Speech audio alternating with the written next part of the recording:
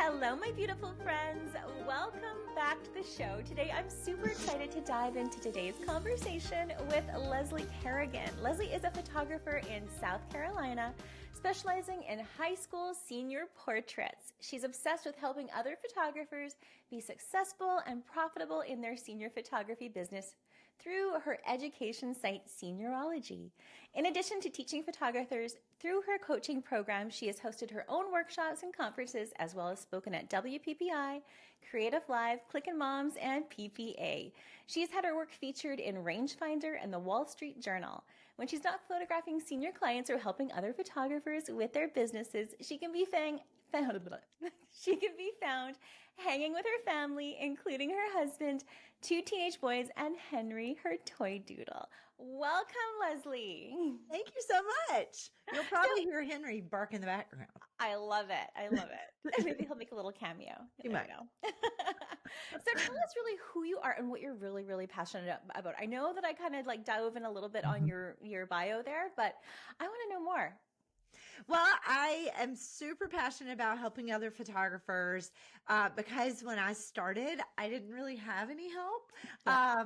And I know that sometimes, reaching out to other photographers can be intimidating, and some will help you and some won't.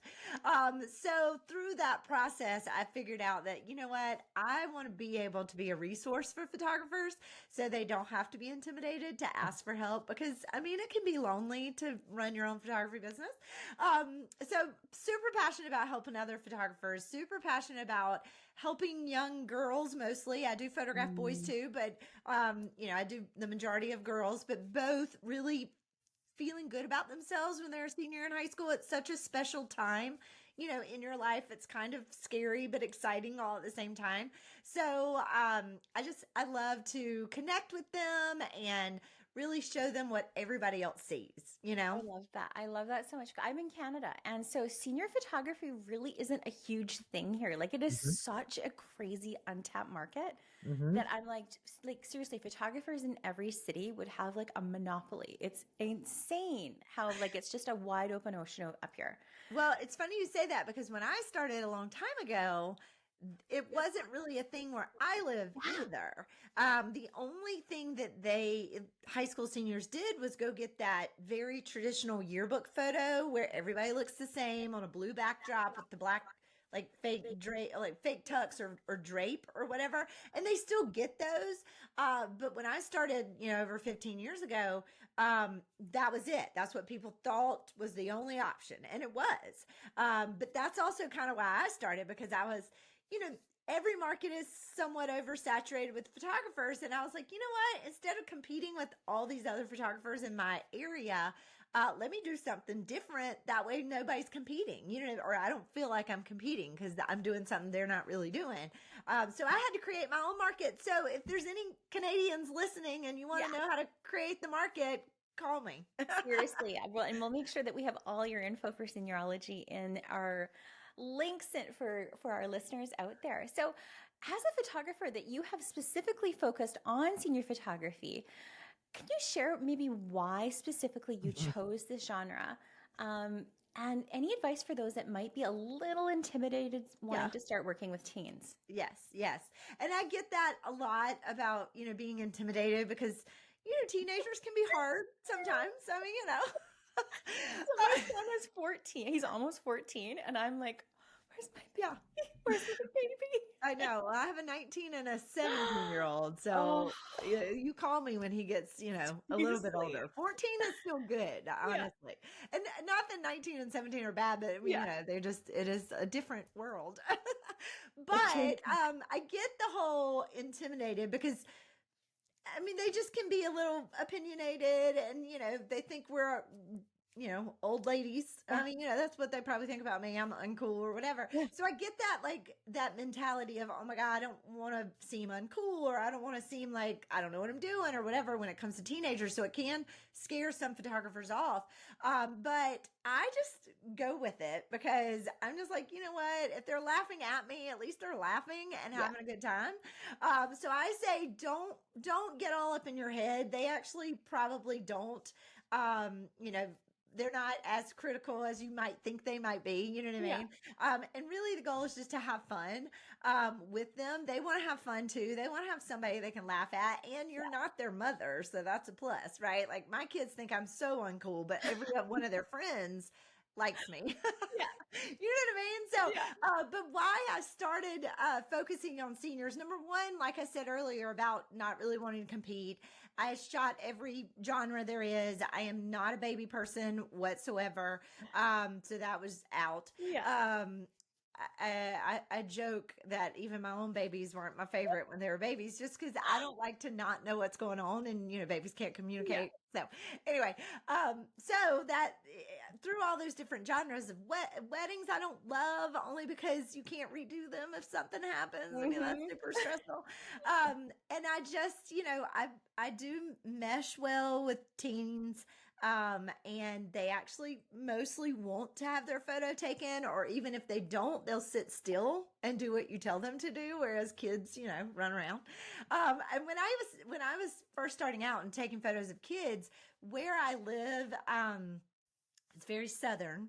Yeah. I'm in South Carolina, and every mother wanted that perfect photo, and that is not what kids are. No. So I had to get out of that real fast, because I'm like, look, that's not, I mean, you're not, you can have the perfectly posed sitting on the porch and pretend that the whole, day was perfect, but really they were throwing, blocks at each other or whatever. So anyway, seniors tend to do what you tell them a little bit more. So They can take a little bit more direction. And it's so funny. I was just thinking, I was like, if you think about like back to when you were actually that age and a senior, I don't think I was thinking about anybody else beyond myself to be at that age, right? Like I wasn't judging other people. I was so worried the world was judging me. Yeah.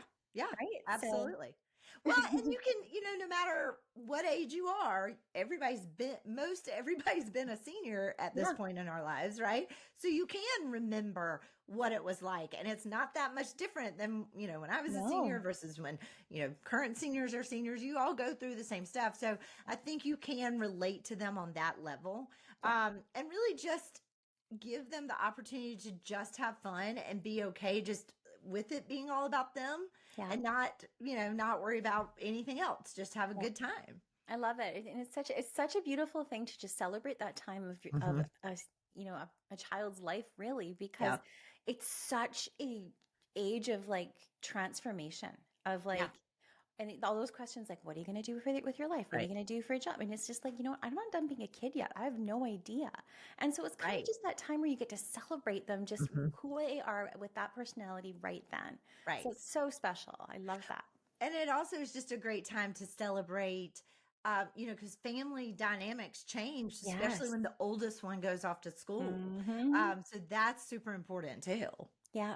Yeah, that's so true. Now, I think there's a little bit of a fear, especially when posing female teens and seniors, especially with sexiness and making sure things are not coming across too sexy. So how do you deal with that when you're working with a client?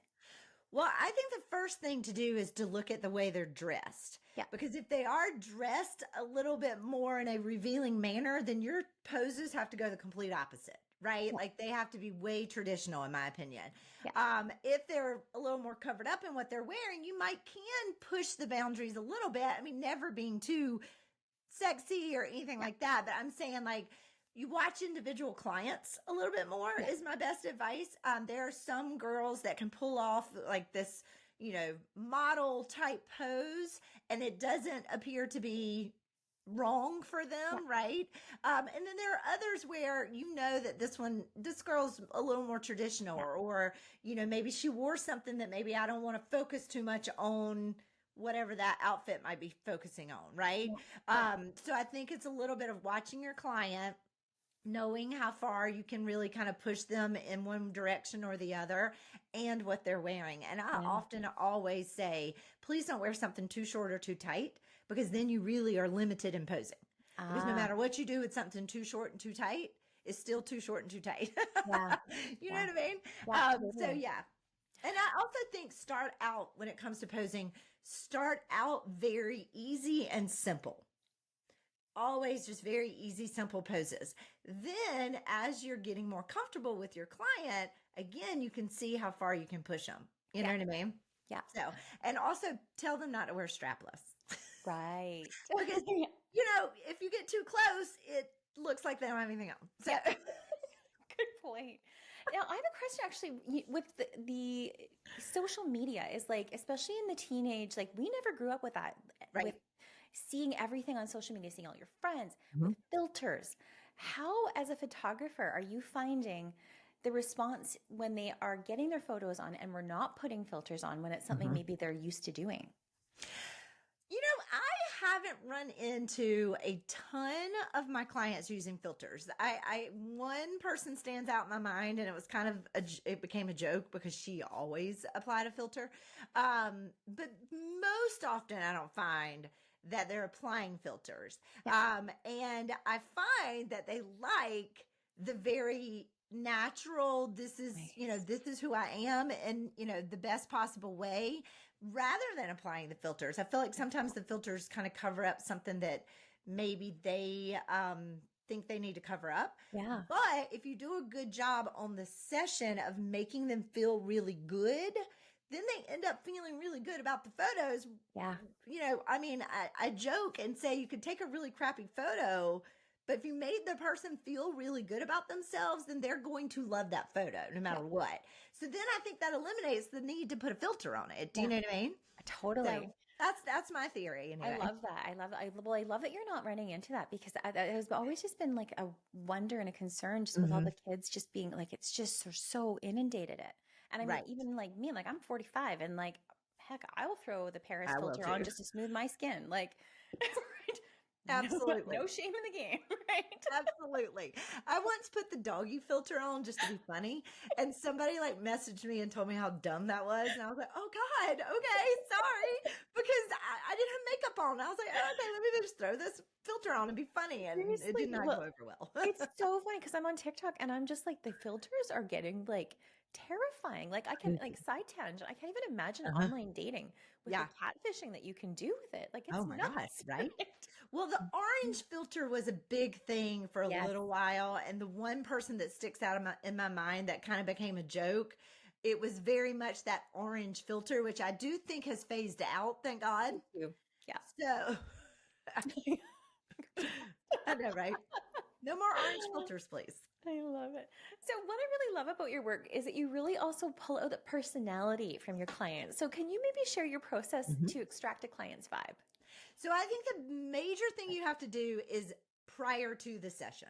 We cannot just show up on a session and expect the same kind of results personality wise if we didn't do the homework in the beginning. So I do a lot of pre-session consultations, wardrobe consultations, a questionnaire to get to know them. I sit with them at hair and makeup when I am not holding my camera and I'm just talking to them while they're getting their hair and makeup done. All of that allows me to get to know them, break down those barriers. They're not nervous anymore because they've gotten to know me through all that process. So I think that helps, number one. And then number two, just like I said earlier, just being silly and making them laugh at me, I think really helps. And just talking to them. I think too much silence with the teenager is a bad thing. So you want to constantly tell them what you're doing, why you're doing it, ask them questions. I refer back to the questionnaire on a shoot. I'm like, oh yeah, that story you told on my questionnaire about that memory in high school, that's so funny because this happened to me, and I share that, or things like that. And I think that's really what gets their personality out. I love that. Now, what about clients that tend to be on the shy side? Sometimes it's the parents that book it and they've got this really introverted kid that they're really hoping that you can bring out of their shell. So what would be your approach when working with a shy client? That is very true. And I can remember those clients, they kind of stand out in my mind, and it's a little bit of a challenge. And I won't sit here and lie to you guys and say that I haven't had some that I just never got it out of. Yeah. I have. I mean, it's happened. And at a certain point during the session, you just know that this is all this person's going to give me, and that's fine. But they're few and far between, like I say, because I do all that work up front. And I do think that showing them the back of the camera, showing them the poses yourself, having that conversation during the photo shoot, as opposed to it only being about do this, do that, that tends to help. Sitting with them at hair and makeup definitely helps. But again, you also have to watch your clients, because those shy girls are never going to probably be okay going, some crazy pose, right? So, you just know which ones you can push a little bit more posing wise and which ones you have to stick to the more traditional poses. But getting them laughing and talking is the best way to get them out of their shell. And I can literally talk to a lamppost for an hour and a half. So I love it. Well, I think honestly, it's a skill that you really need to develop as a photographer, is like really just finding ways for people to be at ease with you and to relax in front of your camera. Because as you and I both know, the minute someone starts to have that doubt, you can see it in their eyes. Right. And the entire and then they shut down. will change. Yes. Absolutely. So I think praising them along the way, showing them the back of the camera so they know, because I think the worst thing is them just not realize they don't know what we're doing. So if you don't show them, hey, you're doing this really well, and oh my God, and praising them and saying, oh, girl, that shot is amazing. I think that goes a long way, especially when it comes to teenagers feeling, somewhat awkward. I mean, don't get me wrong. I have some teenagers that I don't even have to pose because they come prepared, but most are not that prepared. Most are, most of us don't have our photos taken all the time. No, it's funny because I'm sure your children were the same as mine. Like, he grew up with a camera in front of him, but now, does not want his photo taken probably. Painful. And so last night I was like trying some lighting in my studio, and I had my son come in just to help me, and the pitch, like, they're so funny at how awful they are and how miserable he is, and like, he needs me to know this. Right? I get it. But you want me to tell you a little secret about the video that I did for the retreat? It's my son, and I had to buy him an Xbox to get him to do it. Oh. So there you go.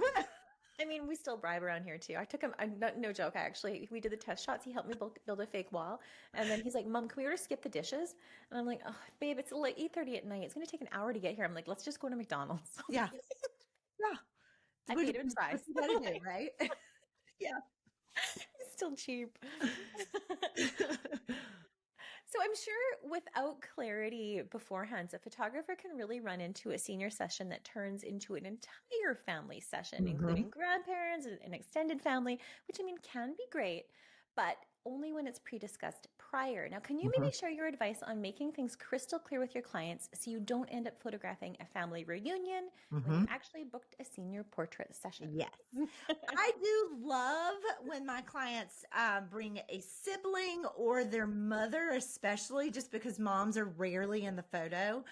So I do, when I am talking to them when they're inquiring, when I'm talking to them after they've booked through the pre-session consultation, I mentioned, hey, it's always a good idea to have maybe your mom dressed up and ready for a photo, or not super dressed up, but just ready to jump in a photo.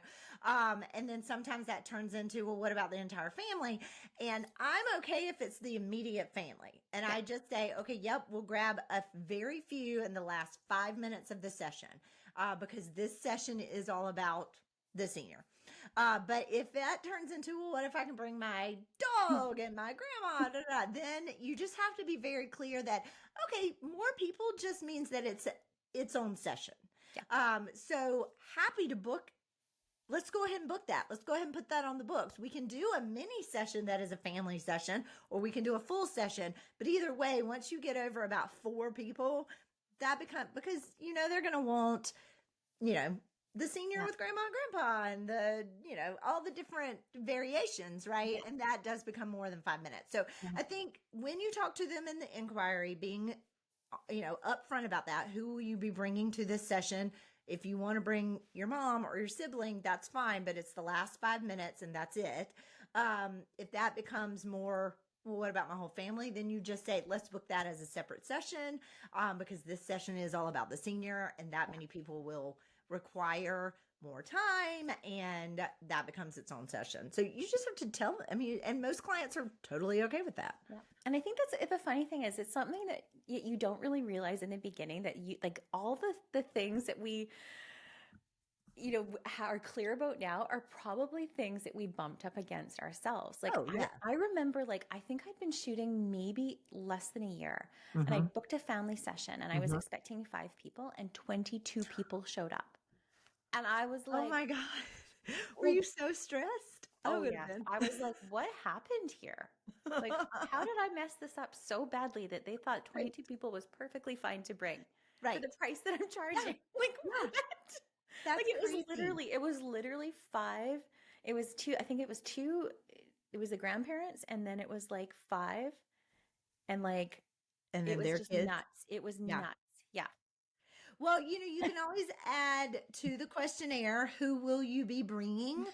with you on the shoot in case they just never talked about family, right? Because I Yeah. mean, that's another thing. They Yeah. didn't know what they don't know. They You don't know know what I mean? too. Like, Yeah. right. So they didn't know not to bring that many people or not to tell you that they were going to bring that many people. So adding that to the questionnaire can Yeah. help. And I do always say, bring with you who is going to be the most supportive. Mm, So, but also don't bring too many people because it'll feel like you're on display. yeah. So I think that can help too. Yeah. But definitely a pre-session consultation, Yeah. or I do a wardrobe consultation, which is kind of my pre-session slash what to wear. Yeah. And that's when we talk about it. Okay, so who's coming with you? And I take notes. And so those types of things can help you pull out Hmm. what you need to know because clients don't know what they don't know. They don't know what No. we know anyway.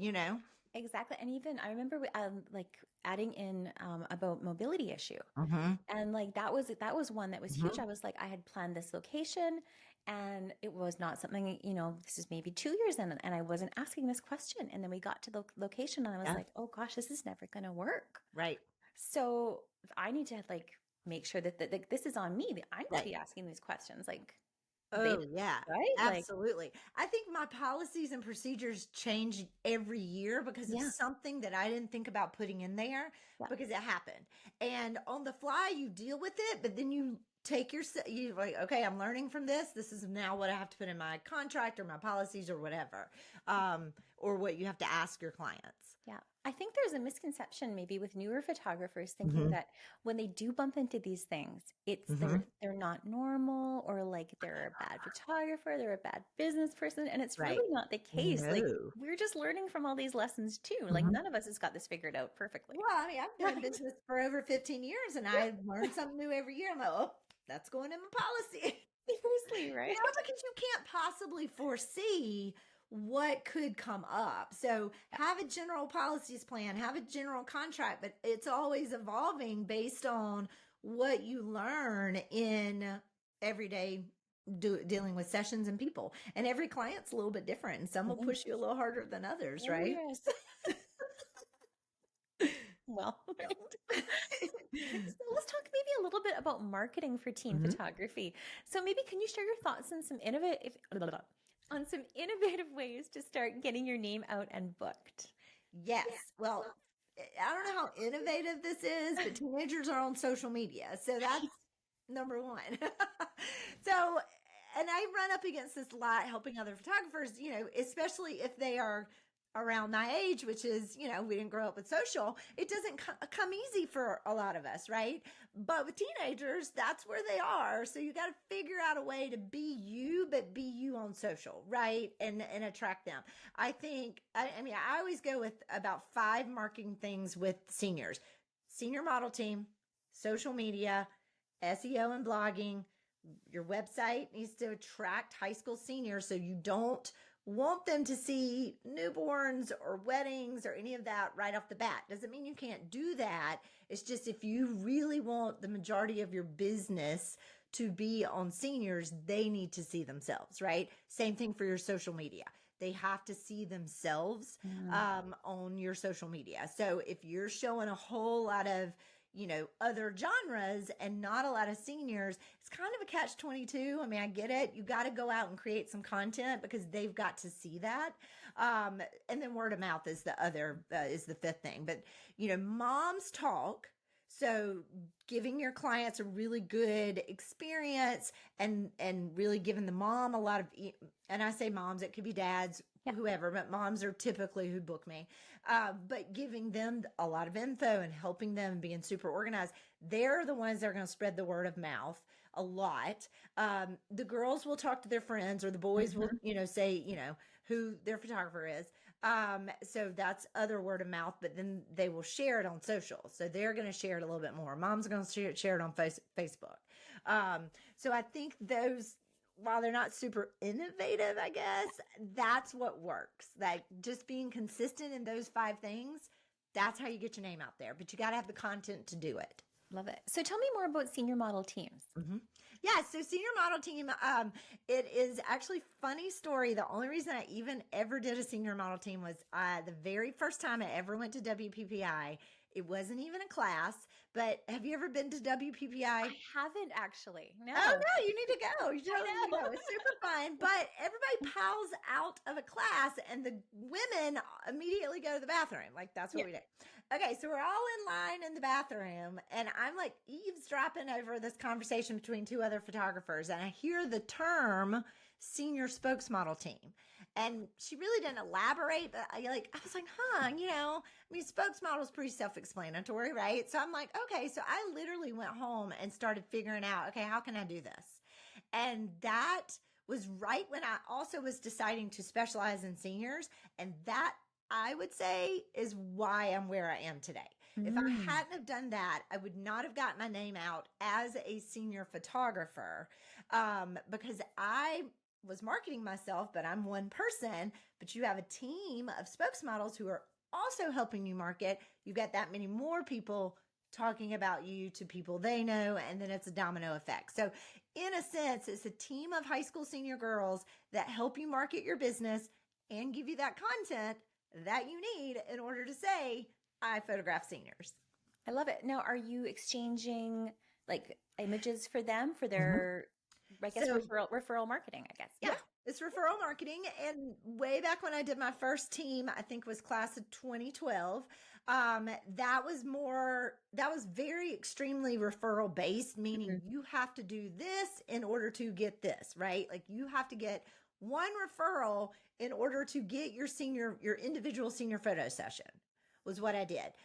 Nowadays, I would say that because I've had a team since 2012, it's a little looser when it comes to referrals. I mean, yes, they're supposed to share their images and yes, they're supposed to tag me in them and talk about me to their friends. But I found that over the years, teenagers are different today than they were in 2012. Yeah. Not to say today's teen doesn't work as hard, but the one in 2012 really did went out of their way to help me. Right. And now I think it's more experience based and they want it to feel authentic. So if you give them a great experience, then they are sharing and, telling their friends about you. And of course, tagging you every time you do photo shoots, because as a model team member, you do get more than just your senior photo session. You get to participate in these group sessions with the team. So you're kind of constantly always getting content throughout the year, both the photographer and the team to share. So therefore you're always in front of someone with fresh new content. I love this because I'm a newborn photographer primarily, but I also love children's fine art.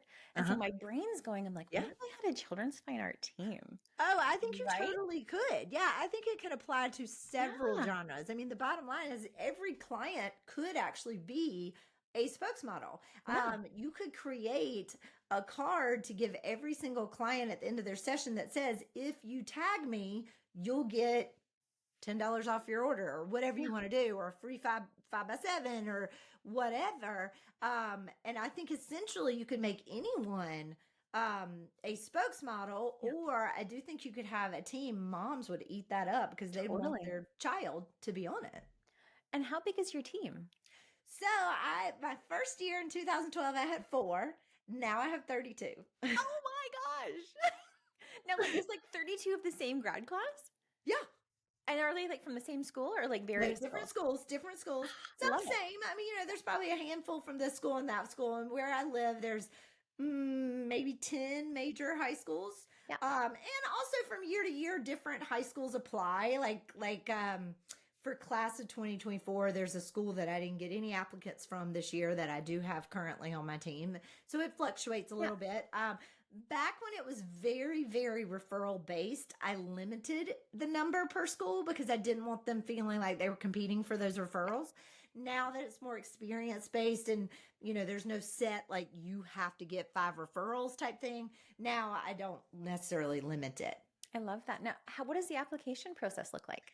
So they sign up for a VIP list so that they're the first to know around November, December of their junior year. And then all the ones that get on the list get the info and the application, and they have to fill that out by a certain date. Then those that apply get invited to Model Info Night, and they have to bring a parent because one thing, I love teenagers, but they don't necessarily share all that info. So you want to make sure that everybody's on the same page because it's not free. But they come to Model Info Night. It allows me to explain the program in person because even though there's a detailed, magazine that goes out detailing the program, A, not everybody reads everything. B, you don't, sometimes explaining it in person is just a little bit better, right? Yeah. So they have to come to that. I interview, and I say that because it's not a formal interview. It's just I want to make sure I talk to every single person because I just want to make sure they all will get along and are all super excited, like their mom's not making them do it, kind of thing. I want to make sure they're going to participate. And then I just pick which ones that I feel like are the best fit that, kind of fit my brand and, we'll mesh well together. I love it. So do they pay to be part of the program too? Mm-hmm. Yep. I love that because that would just really eliminate no shows or just flakiness. Like that would really, they're just much more invested if there is a fee. No, don't get me wrong. I did it free for several years. And I probably wouldn't tell someone starting out to do it free because it's a lot of work. Yeah. But at the same time, if I hadn't have done it, I don't know that I could have gotten somebody on board because I was somewhat of an established photographer, but I wasn't seen as the senior photographer, right? And nobody did a model team. So it'd be very weird to try to convince somebody, hey, pay me whatever, to be on this thing you've never heard of from this person you've never heard of. Totally. So I like to create the demand before I kind of charge, you know what I mean? So now everybody wants, I shouldn't say everybody, but a lot of people want to be on it. So now it's, kind of a no-brainer, but yes, you do pay. I just think it's brilliant. I love it because you could really use this for so many different genres. I think it's basically taking influencer marketing before influencer was a thing. Yes. You know what I mean? Spokesmodel is influencer. It's just nowadays we use the term influencer. Totally. Yeah. Oh, yeah. I love it. My brain's gone all on fire right now. I love it. So you ready to switch gears? Yes. Okay. We're going to go into our lightning round. So coffee or tea? Coffee and tea, sweet tea. Oh, sweet tea. I'm Canadian and I don't really know what sweet tea is. Is that like Nestea iced tea or is it like? It's iced tea, but you have to make it with the sugar like when you're making it, not put a thing of sugar in it afterwards because that don't work. So it's like a tea bag? Yeah, so I just made some last night. You heat up 4 cups of water in the microwave. It has to be boiling water, so however you want to heat it up. 2 tea bags, and you let those steep for a little while. Then you make a simple syrup, which is 1 cup of sugar and 1 cup of water. Mix those together, and then you add cold water until your pitcher's full. Oh, I've never had sweet tea. It's so good. We just have like the Nestea powder stuff. Yeah, yeah. They do make sun tea where you could I've never done the sun tea, but where you put the tea bags in water and let it sit out in the sun. That's like an old school kind of way, I think. Oh, I might try that this summer. Favorite TV show as a kid? As a kid. Oh my gosh. I'm so sorry. My dog's barking. Is that too much? No. It's because somebody's here. Anyway, so sorry. So as a kid, what did I love? I mean, I watch TV all the time. Okay. Like I'm a probably watch too much TV. I loved Give Me a Break and Silver Spoons and oh gosh, Facts of Life. That's telling my age, but I loved all those. Yep, same. You're making Cosby Show. I mean, I watched I watched everything. Yeah, everything. Yeah. I even watched Dallas before I was probably old enough to watch Dallas. Yep. Yep. I remember coming home and watching Young and the Restless. I still Right? watch Young and the Restless Girl. Oh my gosh, don't get me started. My mom watched it, so then I watched it, and now I still watch it. I used to plan before I was a photographer, when I had a different kind of job where I actually had to go to an office, I would go home from 12:30 to 1:30 so I could have lunch and watch the Young and the Restless. Oh my gosh. I love it. I love it. So good. Morning person or night owl? Morning. Morning? Yeah. What did you want to be when you grew up? I wanted to own my own clothing store. I used to sit in church and design clothes I love on that. the back of the bulletin. I love it. It's so funny because when I was 19, I moved from my little small town to the university and I took the business program and I wanted to have a clothing store called My Sister's Closet. Oh, that's cute. Mine was called Social Butterfly. It. I had a logo and everything. I love it. I think basically when I was little, I just wanted to own my own business. Yeah, me too. And I loved marketing, loved marketing. Yeah. I used to play, my own business or office or what, it was just always some kind of my own business. Yeah, that's so funny. We both had that. Do you like to cook? And if you do, what do you like to cook the most? I wouldn't say that's a hard question. I do cook, yes. I like it better when somebody tells me what they want and I can just cook that instead of me having to try to come up with the meal. That's the part I don't like, but I don't mind the cooking part. Yeah. And what do I like to cook them? I like to cook spaghetti. Yeah. Tacos. We do that a lot too. Favorite guilty or not so guilty pleasure? Probably watching TV because I love, literally, that's one thing that I've done since I started my business was to shut it off at a certain time and go watch TV and then go to bed. I'm big on that. So I would say, silly shows. I watch, all kinds of reality and non-reality. So probably watching TV. I also do like to relax in a bubble bath every now and then. Same. I love that. What are you most grateful for in this season of life?